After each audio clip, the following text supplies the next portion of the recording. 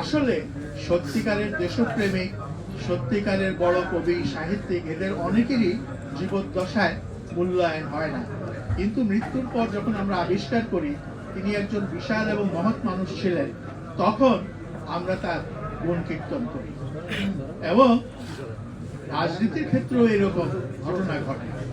এখানে শহীদ রাষ্ট্রপতি জিয়াউর রহমান সম্পর্কে মওলানা ভাসানীর একটি গল্প বলা হয়েছে।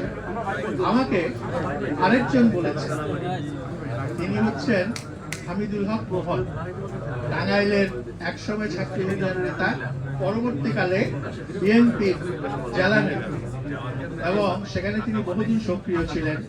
তারপরে জীবনের এক পর্যায়ে এসে যখন কিছুটা রাজনীতির ব্যাপারে হতাশ হন, রাজনীতি থেকে নিষ্ক্রিয় হয়ে যান, তিনি প্রায় মওলানা ভাসানীর কাছে যেতেন যখন মওলানা ভাসানী জীবিত ছিলেন।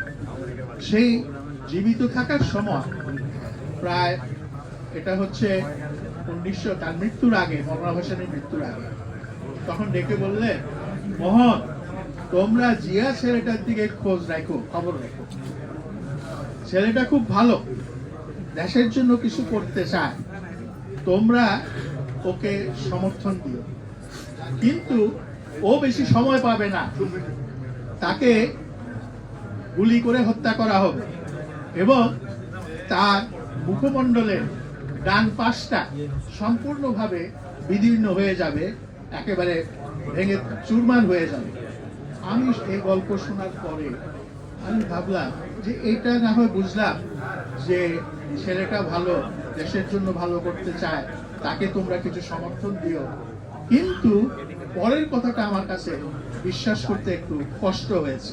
কারণ মওলানা সাহেব কিভাবে বললেন সে বেশি সময় পাবে না। হ্যাঁ, তিনি কিন্তু বেশি সময় পান না, এবং তিনি যদি বেশি সময় পেতেন, আমরা এই দেশের যারা মানুষ, আমরা তাহলে আরো কিছু নিজেদেরকে ভাগ্যবান মনে করতে পারতাম।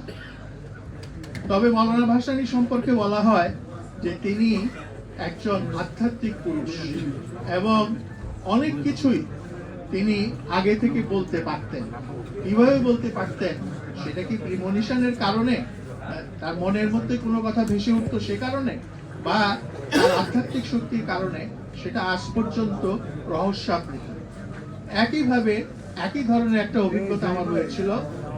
আমি এবং এক সময়ের বিখ্যাত ছাত্র নেতা, পরবর্তীকালে জাতীয় নেতা কাজী জাফর আহমদ, আমরা তখন ন্যাশনাল আওয়ামী পার্টি করতাম।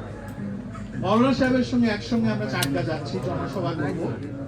ঢাকা থেকে কমলাপুরে আমরা ট্রেনে উঠেছি।